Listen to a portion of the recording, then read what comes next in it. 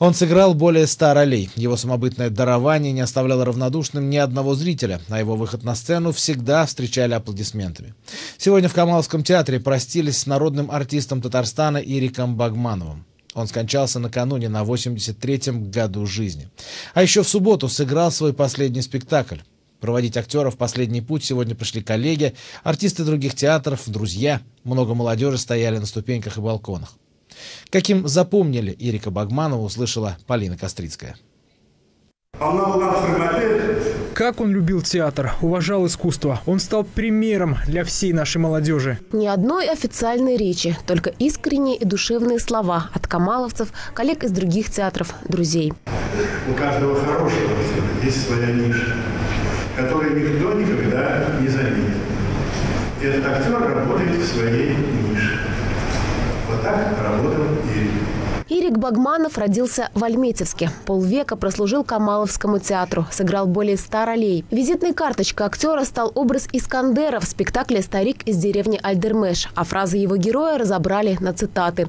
Игру Ирика Багманова отличал безупречный вкус, умение глубоко почувствовать своего персонажа, удивительный артистизм. До самого конца он участвовал в жизни театра, на коляске приезжал на премьеры. Еще в субботу Ирик Багманов играл в спектакле «Банкрот». Это была его последняя роль. Он всегда был тонок и точен.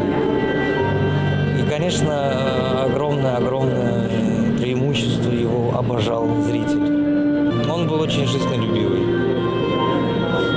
Тут вот говорят, он не боялся смерти, такая фраза, он не боялся жизни. Друзья и коллеги вспоминают, он не говорил людям дурного слова, был добрым, открытым, внимательным, настоящим интеллигентом, любил шутить и знал много актерских баек.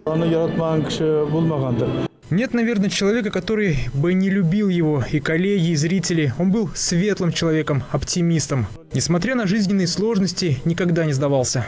Жалко, что теряем таких талантливых, интересных и мудрых артистов. Он был вообще, как сказать, человек с большой буквы. И сегодня в театре было много молодежи. Ирик Валеевич всегда собирал вокруг себя молодых. Его любили. Когда я у него была в больнице, он мне передал, сказал: скажи, пожалуйста, девочкам, не говори девочкам, что медсестры здесь такие красивые, а то будут ревновать. Он всегда умел шутить, он всегда умел нас поддерживать.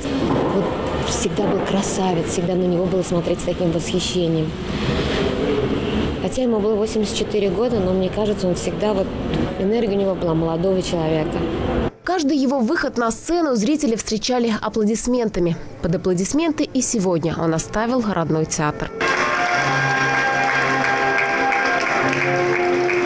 Полина Кострицкая, Александр Лобанов, столица.